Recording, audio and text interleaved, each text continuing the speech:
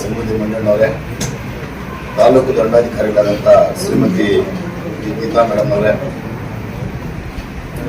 TPS ಕಾರ್ಯನಿರ್ವಹಣಾಧಿಕಾರಿಗಳಾದಂಥ Sarvesh sir ಅವರೇ, Sridhar sir ಅವರೇ, ಸೋಮಣ್ಣವರೇ, D ಸೋಮಣ್ಣವರೇ, ಎಲ್ಲ ಆತ್ಮೀಯರೇ ಹಾಗೂ ತಾಲೂಕು ಮಟ್ಟದ ಎಲ್ಲ ಅಧಿಕಾರಿ ಬಂಧುಗಳೇ, ವಿವಿಧ ದಲಿತ ಸಂಘಟನೆಗಳ ಮುಖಂಡರುಗಳೇ, ಪದಾಧಿಕಾರಿಗಳು ಹಾಗೂ ಮಾಧ್ಯಮ ಮಿತ್ರರೇ, ಸುಮಾರು 4:30ಯಿಂದ ಇಲ್ಲಿಯವರೆಗೆ ಎಲ್ಲ ಸಮುದಾಯದ ಮುಖಂಡರು, ಸಮುದಾಯದ ಹಿತೈಷಿಗಳು ಅವರವರ ಸಲಹೆಗಳನ್ನು ಕೊಟ್ಟಿದ್ದಾರೆ.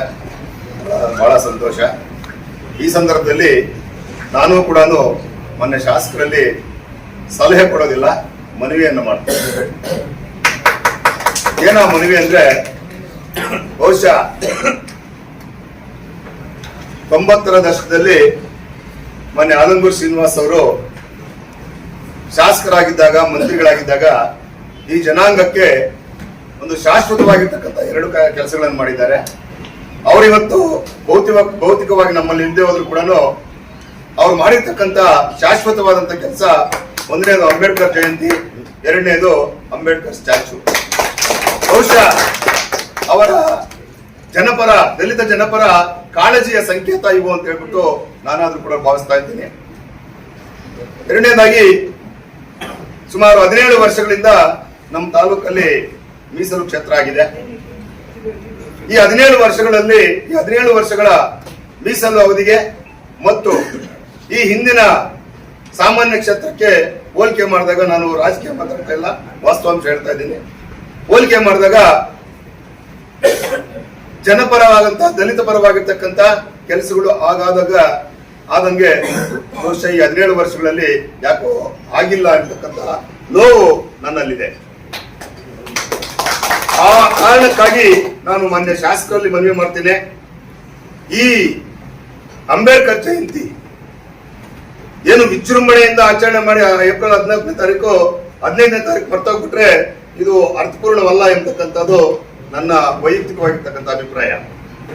ಈ ಅಂಬೇಡ್ಕರ್ ಜಯಂತಿಯನ್ನ, ಈ ವರ್ಷದ ಅಂಬೇಡ್ಕರ್ ಜಯಂತಿಯನ್ನ ಮಾನ್ಯ ಶಾಸಕರು ಮುಳಬಾಗಿಲು ತಾಲೂಕಿನ ಎಲ್ಲ ದಲಿತ ಸಮುದಾಯ ನೆನೆಸ್ಕೊಳ್ತಕ್ಕಂತ ಒಂದು ಶಾಶ್ವತವಾಗಿರ್ತಕ್ಕಂಥ ಕೆಲಸವನ್ನ ಮಾಡಬೇಕು ಅಂತ ತಮ್ಮೆಲ್ಲರ ಪರವಾಗಿ ನಾನು ಶಾಸಕರಲ್ಲಿ ಮನವಿ ಮಾಡ್ತೇನೆ.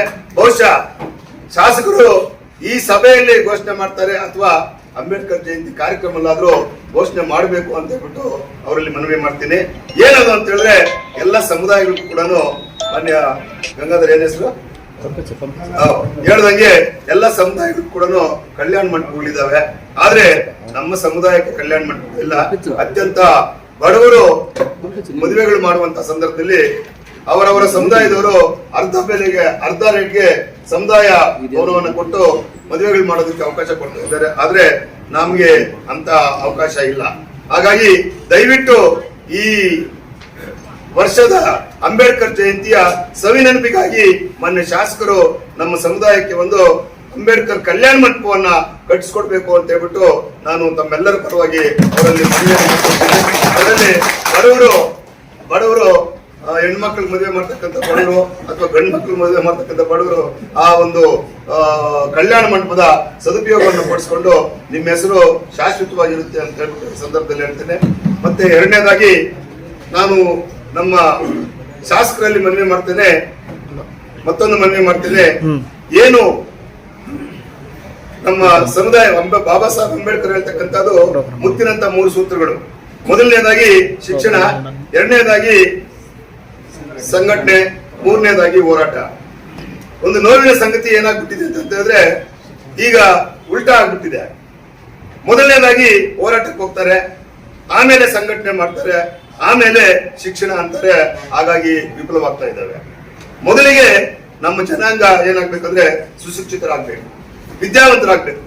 ವಿದ್ಯಾವಂತರಾದಾಗ ಉತ್ತಮವಾಗಿರ್ತಕ್ಕಂಥ ಸಂಘಟನಾ ಚಾತುರ್ಯ ಅವರಲ್ಲಿ ಮೂಡಿಬರುತ್ತೆ. ಯಾವಾಗ ವಿದ್ಯಾವಂತರು ಮಾಡ್ತಕ್ಕಂಥ ಸಂಘಟನೆ, ನಿಸ್ವಾರ್ಥವಾಗಿರ್ತಕ್ಕಂಥ ಸಂಘಟನೆ ಆ ಹೋರಾಟ ಯಾವತ್ತೂ ಕೂಡ ಶಾಶ್ವತವಾಗಿರ್ತಕ್ಕಂಥ ಹೋರಾಟವಾಗುತ್ತೆ, ಅರ್ಥಪೂರ್ಣವಾಗಿರ್ತಕ್ಕಂಥ ಹೋರಾಟ ಆಗುತ್ತೆ. ಅದನ್ನ ಅಂಬೇಡ್ಕರ್ ಮಾಡಿದ್ದಾರೆ.